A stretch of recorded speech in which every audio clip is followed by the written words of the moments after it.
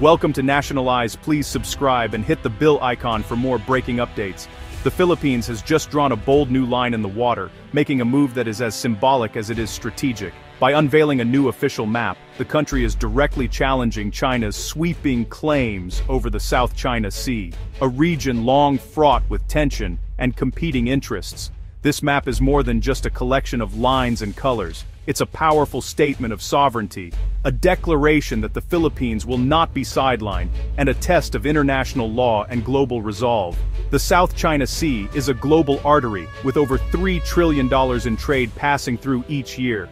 Its waters are not only vital for commerce, but are also rich in natural resources like oil, gas, and fish, resources that many nations, including the Philippines, depend on for their economies and food security. The new map formally names the waters within the Philippines' exclusive economic zone as the West Philippine Sea, reinforcing a landmark 2016 international court ruling that invalidated China's so-called historical claims. This is a direct assertion of the Philippines' rights under international law, and a reminder to the world of the legal victory it achieved. As Foreign Affairs Secretary Enrique Manalo declared, "This is our flag, our map, our country." His words echo the sentiment of a nation determined to defend its territory and its people's future. The Philippines is betting that by putting its claims on paper and into law, it can rally international support, strengthen its diplomatic position, and create a new reality on the waves. This is not just a domestic move, it's a call to the global community to recognize and respect the rule of law at sea. This cartographic declaration marks the start of a new, more confrontational chapter in the region's ongoing dispute. Tensions are likely to rise as patrols increase and diplomatic exchanges grow sharper. The world is watching closely to see if this line on a map can withstand the tide of power politics, and whether international norms will hold firm in the face of pressure. The stakes are high, not just for the Philippines, but for the global order. What happens next will shape the future of the South China Sea, and could set a precedent for maritime disputes around the world. The roots of today's conflict trace back to China's Nine-Dash Line, a sweeping and controversial boundary that has shaped the region's geopolitics for decades. First drawn in the 1940s, the Nine-Dash Line claims nearly 90% of the South China Sea, stretching deep into waters also claimed by other nations. This ambiguous line, sketched on old maps, has become a symbol of China's maritime ambitions and a source of anxiety for its neighbors. China often points to ancient records and historical voyages to justify its claim, arguing that its ties to these waters go back centuries. However, these historical arguments collide with the framework of modern international law, specifically the 1982 United Nations Convention on the Law of the Sea, or UNCLOS, which sets clear rules for maritime boundaries. Under UNCLOS, coastal states are entitled to a 200 nautical mile exclusive economic zone, or EEZ, granting them special rights to resources in those waters. But China's sweeping Nine-Dash Line cuts deep into the EEZs of its neighbors, including the Philippines, Vietnam, Malaysia, and others, creating overlapping claims and frequent confrontations. In 2016, the Permanent Court of Arbitration in The Hague ruled overwhelmingly in favor of the Philippines, rejecting China's expansive claim and affirming the Philippines' rights within its own EEZ. The decision was hailed as a landmark for international law and smaller nations. Yet, China dismissed the ruling outright, refusing to recognize the tribunal's authority. This left the Philippines with a legal victory, but a daunting practical challenge: how to enforce a decision when a powerful neighbor simply ignores it, and the international community hesitates to intervene directly. The stakes are enormous. The South China Sea is a lifeline for millions, providing vital food, energy, and economic security. Its rich fishing grounds, vast oil and gas reserves, and busy shipping lanes make it one of the world's most valuable and contested maritime regions. For countries like the Philippines, control over these waters isn't just about territory. It's about sovereignty, livelihoods, and the ability to shape their own national destiny in the face of growing pressure. The ongoing legal and diplomatic impasse has set the stage for today's escalating tensions, as regional powers and global players alike watch closely, aware that the outcome could reshape the balance of power in Asia. In the world's busiest maritime region, history and law collide, making the South China Sea a persistent flashpoint with consequences that reach far beyond its shores. The release of the new Philippine map was a strategic act, not just a bureaucratic update. By officially naming the West Philippine Sea and marking its EEZ, the Philippines is turning a legal victory into a tangible claim. This map is a shield and a guide, giving the Navy, Coast Guard, and fishermen a clear mandate. The timing follows escalating incidents at sea and growing public outcry over China's tactics. The map's legal foundation is UNCLOS, formalizing what the Philippines and the 2016 tribunal consider its rightful jurisdiction. It's a direct challenge to China's preference for bilateral talks and historical claims. The Philippines is signaling disputes should be settled by international law, not by power. The map is a bold assertion of rights in the face of mounting pressure. China's response was immediate and uncompromising. Even before the map's release, Chinese officials seized thousands of maps that omitted the 9-dash line, showing their determination to control the narrative. Beijing condemned the Philippine map, calling it illegal and void, and reaffirmed its indisputable sovereignty over the South China Sea.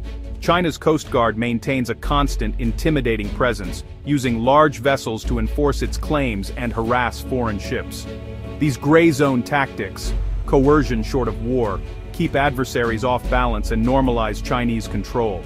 China also uses administrative moves, like designating disputed areas as nature reserves, to solidify its claims.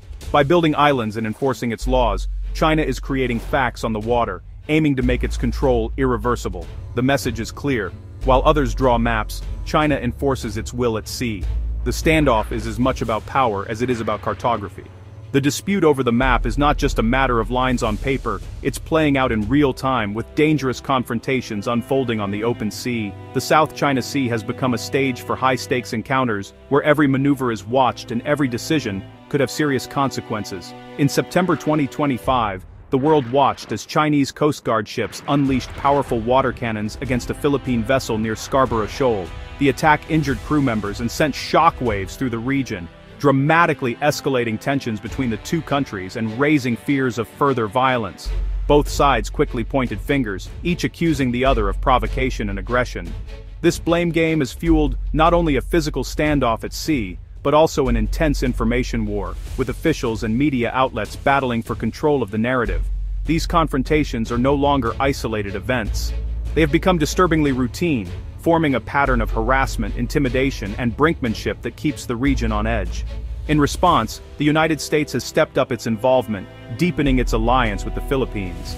Record-breaking joint military exercises and high-profile visits by U.S. officials have sent a clear message. America is reaffirming its defense commitments and signaling its willingness to stand by its ally. For those on the water, every resupply mission, fishing trip, or military drill is fraught with uncertainty. Any routine activity can suddenly become a flashpoint, with the potential to spiral into a larger conflict. Chinese vessels have repeatedly used water cannons, ramming tactics, and even lasers to intimidate and disable Filipino ships, making the seas a dangerous place for anyone caught in the middle. For Filipino sailors and fishermen, this conflict is not just a distant diplomatic dispute, it's a daily risk to their safety and livelihoods. Every journey to sea is shadowed by the threat of confrontation. The region is a powder keg, with heavily armed ships in close quarters and the risk of miscalculation or misunderstanding ever present.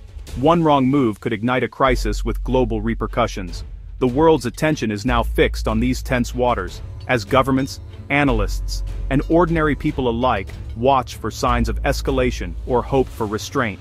The stakes are both personal and global, affecting families, economies, and the fragile balance of peace in the region.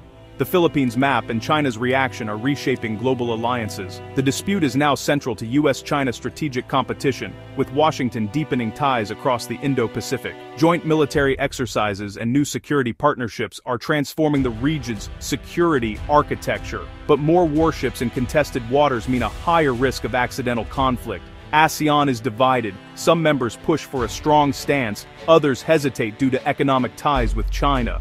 Progress on a binding code of conduct has stalled, leaving the region without a clear mechanism to manage disputes. The Philippines is using global forums to rally support for a rules-based order. International pressure is growing, but China's behavior remains unchanged. The world is watching to see if law or might will prevail. For Filipino fishermen, the West Philippine Sea is their lifeline, but now, it's a battleground. Harassment by Chinese vessels has turned daily work into a dangerous gamble, threatening livelihoods and dignity. The economic risks extend globally. Any disruption in these waters could cripple supply chains and spike prices worldwide. The Philippines' energy future is also at stake, with oil and gas exploration stalled by Chinese interference. The psychological toll is deep, nationalism is rising, but so is anxiety. The conflict is both a source of pride and persistent worry for ordinary Filipinos. The world's economic and human interests are tied to peace in these waters. The stakes are felt far beyond the region. Experts describe China's approach as salami slicing, incremental moves that slowly change the status quo. Each action is small, but together they build a new reality of Chinese control. The Philippines' new map is a direct counter, drawing a clear legal line and rallying international support. It's a defensive but assertive move, using law and diplomacy as a fortress. Neither side wants war, but gray zone tactics and miscalculation make conflict a real risk. China uses its Coast Guard for plausible deniability. The Philippines relies on alliances for deterrence. The new map signals Manila's seriousness to its allies and its people. In this chess game, the Philippines is trying to bring more powerful pieces to its side. The balance of power, and the future of the region, hangs in the balance. The world is watching every move. The South China Sea stands at a crossroads, lines drawn on maps, ships patrolling contested waters, and tensions at a peak. The immediate challenge is to de-escalate and open clear lines of communication to prevent accidents from spiraling into conflict. Crisis management mechanisms are urgently needed. The international community, especially Asean and the US, must help facilitate dialogue and restraint. The 2016 arbitral ruling remains a foundation for peace, even if China rejects it. Upholding international law is about defending a global system where rules, not might, determine rights. This is more than a regional dispute, it's a test of the world order. As this story unfolds, we must ask, what kind of world do we want to live in? The conversation is just beginning. How will the world respond?